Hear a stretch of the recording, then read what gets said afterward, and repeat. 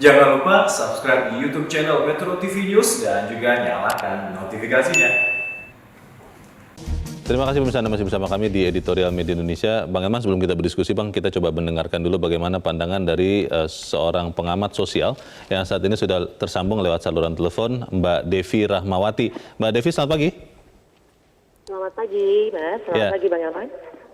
Selamat pagi, terima kasih nih sudah bergabung Mbak Devi. Kalau kita bicara soal penanganan corona, ada banyak orang mengatakan banyak sekali berseliweran berita bohong tentang COVID dan itu kemudian membuat kelihatannya banyak orang minimal di dalam editorial dikatakan di 5 provinsi tidak percaya bahwa COVID ini benar ada dan bisa mematikan. Pertanyaannya adalah begini Mbak, di tengah kondisi seperti sekarang sebetulnya apa yang harus dilakukan oleh para pemimpin baik di pusat maupun daerah untuk memastikan masyarakat percaya bahwa memang ada bahaya COVID ini? Ya, saya selalu menyampaikan kalau dalam konteks upaya untuk mengurangi hal ini adalah pertama memang harus ada sosialisasi tiada henti. Karena jangan pernah percaya bahwa sekali sosialisasi kemudian semua orang yakin bahwa ini ada. Yeah. Lalu kemudian juga edukasi tokoh publik. Dalam konteks Indonesia tokoh publik menjadi penting karena kita karakternya yang patron klien tersebut. Jadi insya Allah kalau lokomotifnya ke kanan, nah gerbongnya biasanya akan ikut. Iya. Nah, kemudian demonstrasi simbolik. Demonstrasi simbolik itu memang ketika banyak orang lelah berada di rumah, bosan dan sebagainya cenderung tidak mengkonsumsi media. Sehingga itu membuat sense of urgency mereka terhadap kasus ini juga makin lemah. Karena tidak baca berita, lelah mendengar angka-angka peningkatan segala macam, memilih tidak mengkonsumsi. Ini membuat mereka akhirnya merasa, oh sudah selesai ini corona misalnya. Sehingga aksi-aksi demonstrasi simbolik seperti kemarin ada yang naruh peti keranda lah dan sebagainya itu di jalan, itu juga harus kita apresiasi. Jangan justru kita cemooh karena ini bagian kita untuk mengingatkan alarmnya tuh masih ada gitu. Paling tidak tuh ada dilihat seperti itu. Nah, yang pasti memang yang terakhir adalah isolasi. Ini menjadi 4I tadi menurut hemat saya sesuatu yang harus paralel dilakukan. Ini bukan pilihan. Mbak Devi, kalau melihat kemarin akhir pekan lalu ya, pemerintah Provinsi Jakarta mengatakan akan memberlakukan PSBB dan itu sempat membuat banyak orang bertanya-tanya dan sebagian orang panik. Di pasar modal itu banyak investor yang hari Kamis kalau tidak salah menjual sahamnya sampai turun indeks itu 5%. Dan kemudian ternyata hari Senin dan sampai sekarang kita melihat bahwa PSBB-nya ternyata memang ada pengetatan tetapi tidak semengerikan yang kita pikirkan awal. Ini bentuk komunikasi yang sudah pas atau belum menurut Mbak Devi? Ya, wajar ketika kesehatan berhadapan dengan urusan kesejahteraan. Ini pasti akan membuat banyak orang kemudian merasa takut. Itu wajar sekali. Nah, ketika pelaksanaannya ternyata memang ada kelonggaran-kelonggaran, ya ini sesuatu yang juga mudah-mudahan membuat masyarakat percaya bahwa kalau dalam istilah saya apa yang kita hadapi sekarang itu kita seperti naik pesawat terbang. Tidak peduli Anda duduk di bisnis atau di ekonomi, kalau terjadi sesuatu dengan pesawat Anda kan tidak akan memilih. Semua akan mengalami persoalan yang sama. Jadi artinya kita harus punya empati juga dengan pemerintah pusat, pemerintah daerah untuk mendukung apapun program yang mereka lakukan karena ini semua demi kebaikan kita. Baik, kita harapkan ke depan juga komunikasi ataupun teladan elit ini semakin baik. Mbak Devi Rahmawati, terima kasih sudah bergabung bersama kami dan mencerahkan kami. Selamat pagi Mbak Devi. Bang Eman, pertanyaannya lebih begini Bang, ketika sebagian besar rakyat di 5 provinsi tadi yang Bang Eman sebutkan tidak percaya sampai sekarang dan itu ternyata terlihat bahwa provinsi itu pun menjadi provinsi dengan kasus COVID terbanyak di Indonesia sampai sekarang. Apa yang harus dilakukan oleh pemerintah baik pusat maupun daerah untuk memastikan itu berubah bahwa rakyat ini benar-benar mau menjaga dirinya sendiri? Bagaimana Bang? Jadi begini kan, yang kita lihat yang dirasakan rakyat selama ini kan komunikasi pusat dan daerah itu kan buruk kan. Suka tidak sambung. Nah, artinya ini, kalau kita mau menyukseskan pemberantasan COVID-19 ini, memang yang paling pertama dan paling utama adalah harus ada dulu kesepahaman. Kesepahaman yang sama antara pusat daerah dan pusat gitu kan. Nah, juga harus ada perasaan yang sama bahwa COVID ini hanya bisa dikalahkan kalau bersama-sama. Tidak boleh misalnya diserahkan hanya kepada pusat. Tidak juga boleh hanya diserahkan kepada daerah. Bersama-sama. Daerah juga jangan terlalu sombong. Sepertinya dia jagoan kan gitu kan. Karena merasa otonomi. Merasa otonomi. Pusat juga sama kan. Nah, jadi saling mengayomi, saling mengisi, saling menambal. Jadi ini yang perlu. Jadi demikian juga berkomunikasi. Tidak boleh sembarang. Istilahnya Pak Mahfud MD kan menata kata harus hati-hati. Karena efeknya bisa meruntuhkan ekonomi kita kan gitu. Karena mereka pejabat publik. Karena mereka pejabat publik dan kepercayaan masyarakat makin luntur gitu kan. Sekarang kan 5 provinsi nyaris tidak percaya gitu kan. Dan bahkan di Bogor katanya hanya 15%.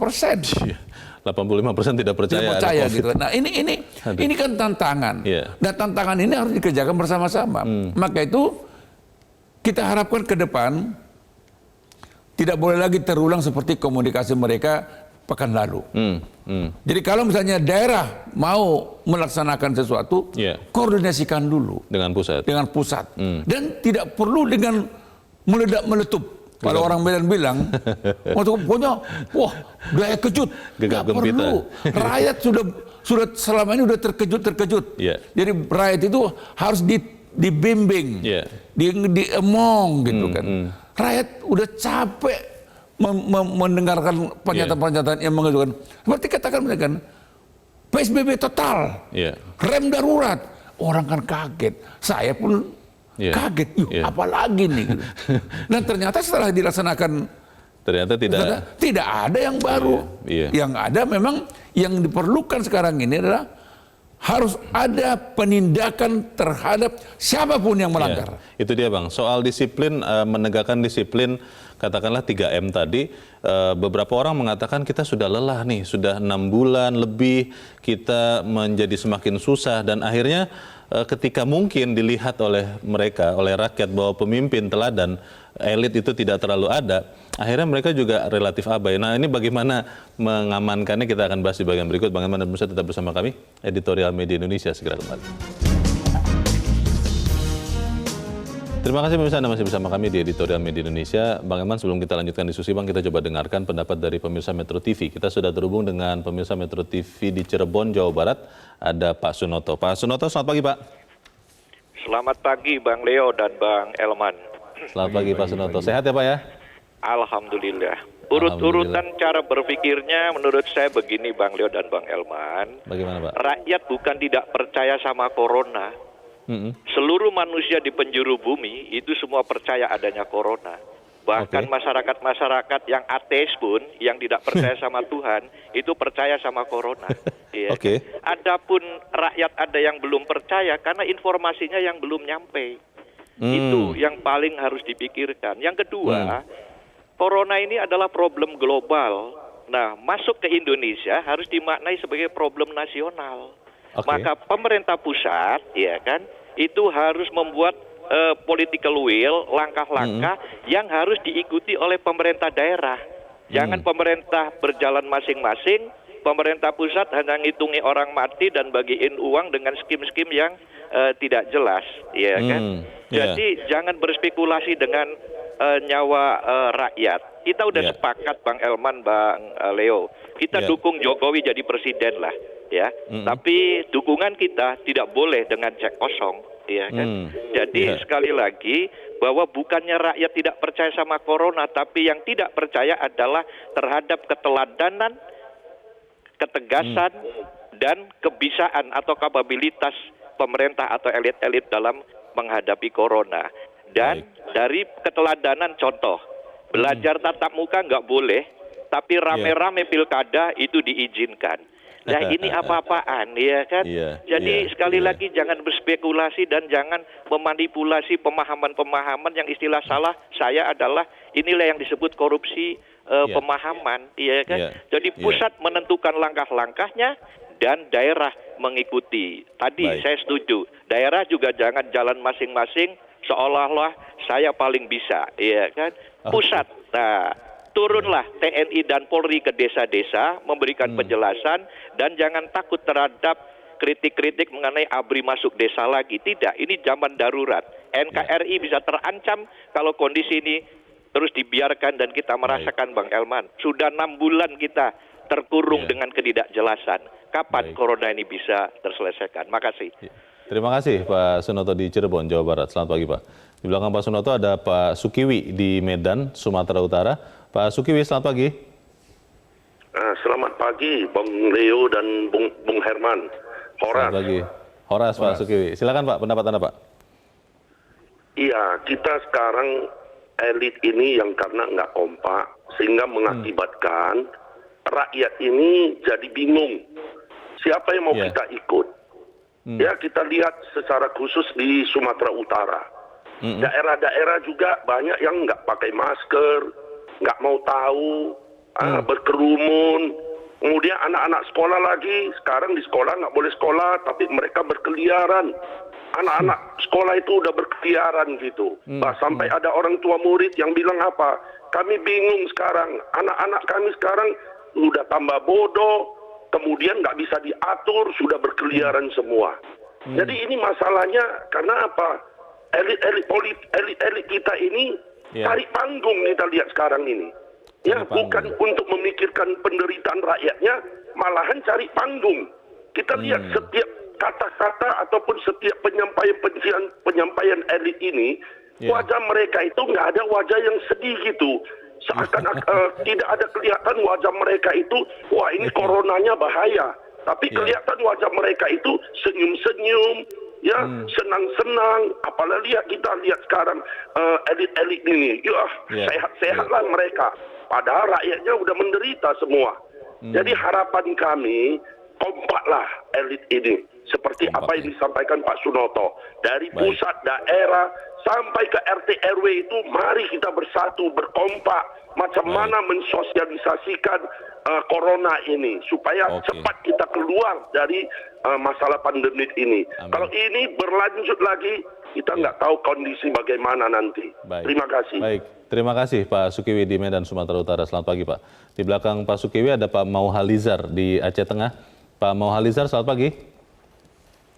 Selamat pagi Bung Leo, selamat pagi Bung Elman. Selamat pagi, silakan Pak Mauhalizar. Ya, di Indonesia tidak banyak elit yang bisa kita teladani. Bahkan banyak elit yang justru menyesatkan rakyat. Sehingga masyarakat menjadi apatis dan sangat pesimis. Namun karena COVID ini menyangkut masalah nyawa, kami berharap kepada pemerintah, janganlah hanya menerapkan sanksi, denda, dan lain sebagainya, atau saran dan sosialisasi saja. Namun, tolong bagikan masker kepada seluruh rakyat Indonesia secara masif. Ini kita lihat di Jakarta itu yang ada denda, sosialisasi, tapi masker sama sekali tidak pernah diberikan kepada rakyat. Apakah memang pemerintah DKI itu sudah bangkrut? Bagikanlah hand sanitizer yang masif juga.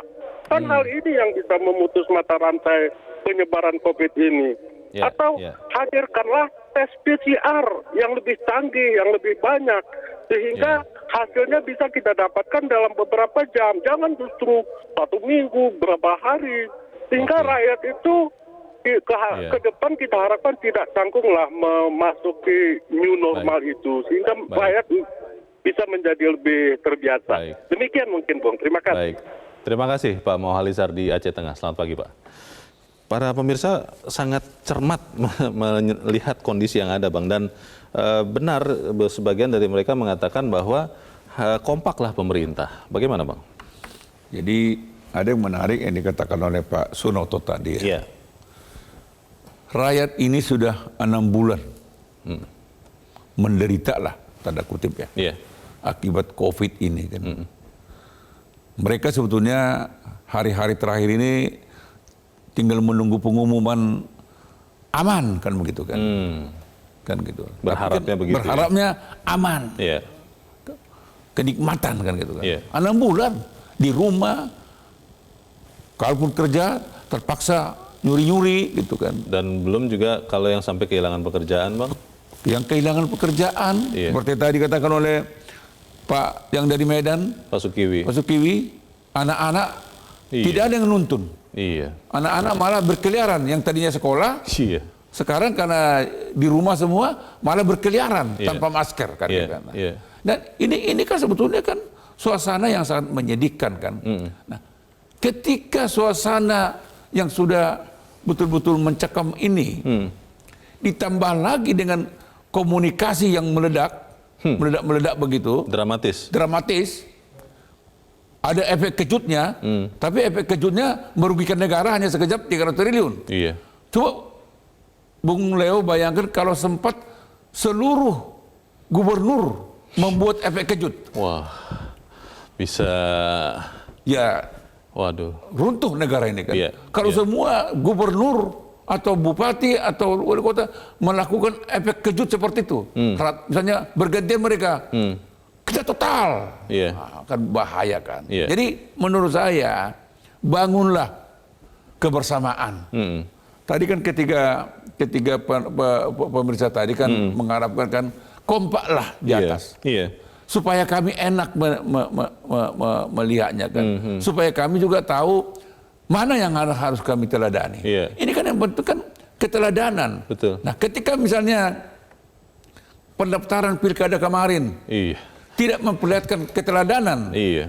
di beberapa calon pemimpin daerah. Iya. Nah, di mana negara kok tidak menindak? Kok malah senyum-senyum?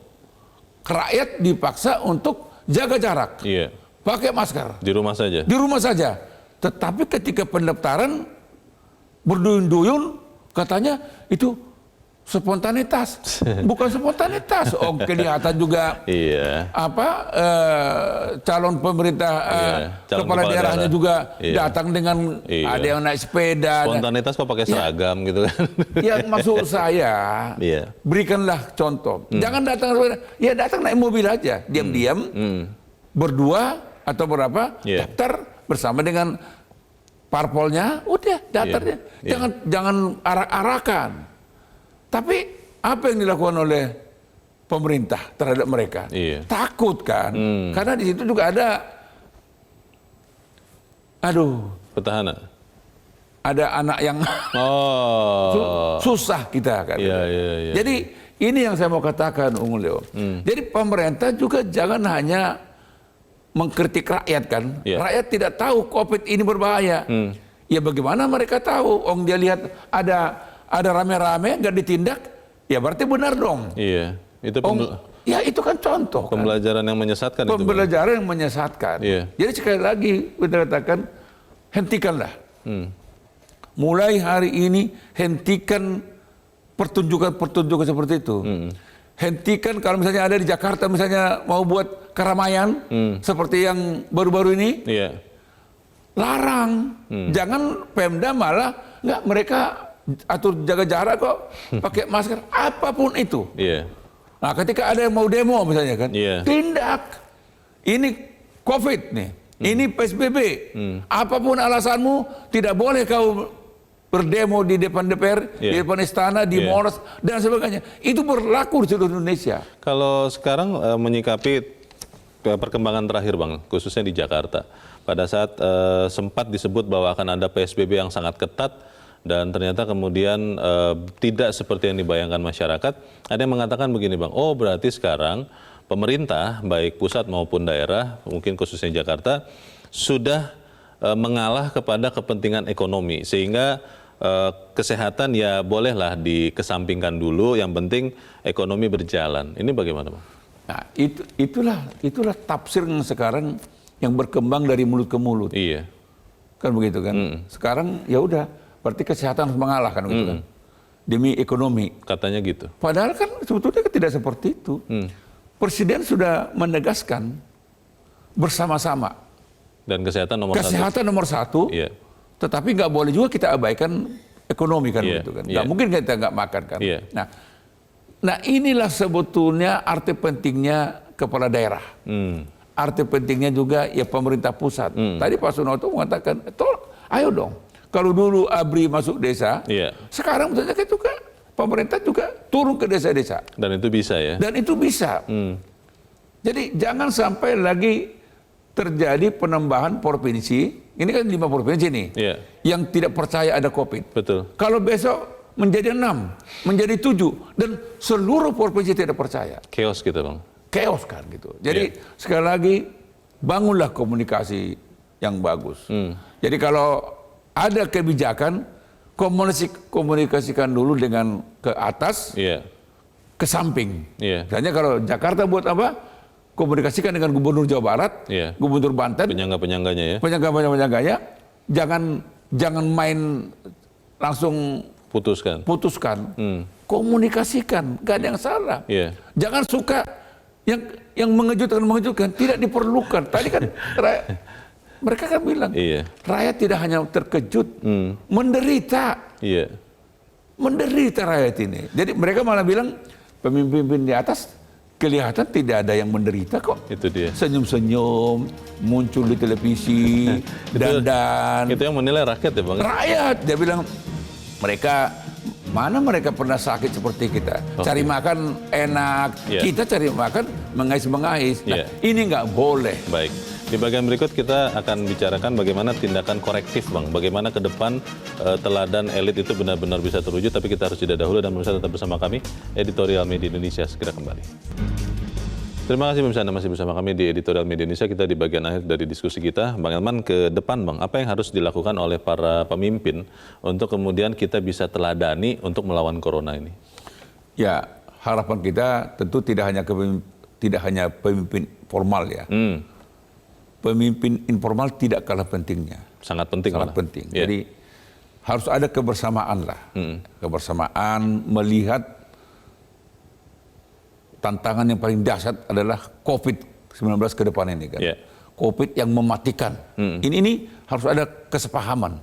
Ya pemimpin formal dan informal, pusat dan daerah gitu kan. Jangan sampai ada yang masih tidak percaya bahwa COVID ini ada. Jangan sampai terutama pemimpin informal ini, harapan saya, kalau seluruh pemimpin informal percaya ada COVID dan mau melindungi masyarakat dari COVID, nah disinilah sebetulnya peran. Ada misalnya Majelis Ulama, PGI, KWI, Hindu, Buddha, semua bahu-membahu. Jadi saya nggak mau lagi, misalnya kita jangan ada lagi teriakan di luar sana, kami datang untuk menyelamatkan bangsa dan negara. Itu terlalu skopnya terlalu mengawang-awang. Sekarang misalnya kalau seluruh komponen bangsa tanpa kecuali yang orang-orang yang sedang teriak sekarang itu, yang orang pintar, orang pernah berpangkat itu, meneriakkan mari kita selamatkan rakyat dari ancaman corona. Itu sekarang. Jadi haluannya dibalik sekarang. Jadi jangan bicara menyelamatkan bangsa dan negara. Bangsa ini tidak ada yang mengancam kok sekarang ini. Yang mengancam bangsa ini sekarang adalah COVID-19. Itu fakta. Tidak ancaman dari luar, ancaman dari ideologi, tidak ada. Yang ada adalah ancaman COVID-19. Jadi semua kita harus berpikir, jangan ada muncul pahlawan-pahlawan kesiangan yang sok mau bela negara, tapi tidak mau membela rakyat untuk melawan COVID-19. Ini yang mungkin sudah hilang. Jadi kita kritik sana, mereka mengkritik ini, kritik ini, mana sumbangsih mereka untuk bangsa dan negara ini di dalam membantu rakyat melawan COVID ini? Mana? Jadi orang itu harus solutif begitu ya? Solutif. Jadi jangan hanya berpikir untuk berkuasa. Betul. Nggak ada kuasa itu kalau rakyat sudah mati semua. Jadi kalau berpikir 2024, berpikir dululah bagaimana menyelamatkan rakyat ini dari ancaman COVID-19. Ini dari mana? Buat show dari daerah ke daerah. Kami datang untuk menyelamatkan bangsa negara. Rakyat tidak memerlukan itu sekarang. Rakyat memerlukan selamatkan kami dari ancaman COVID-19. Terakhir Bang, ini melawan COVID ini kan jangkanya panjang ya. Mungkin jangan-jangan kita sampai akhir tahun, jangan-jangan mungkin sampai tahun depan. Bagaimana para pemimpin elit ini tetap memberikan teladan yang baik supaya kita bisa bertahan sampai ya misalnya ketemu vaksinnya? Pokoknya begini Bung Leo, para pemimpin pusat dan daerah kurangi bicara, yang tidak masuk di akal. Oke. Itu penting. Baik. Hilangkan kejut yang tidak kejut itu. Ya. Karena itu akan menyesatkan rakyat. Baik. Semoga itu yang bisa kita saksikan. Bang Elman Saragih, terima kasih Bang sudah di tempat ini. Selamat pagi. Pemirsa, untuk bisa mengatasi krisis, kesamaan pemahaman harus dicapai terlebih dahulu dan cepat.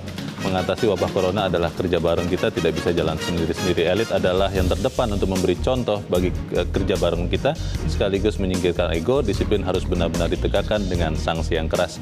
Mari kita jaga jarak, pakai masker, dan cuci tangan. Saya Donald Samosir, terima kasih sudah menyaksikan.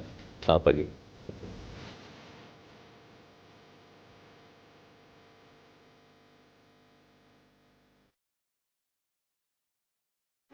Metro TV, knowledge to elevate.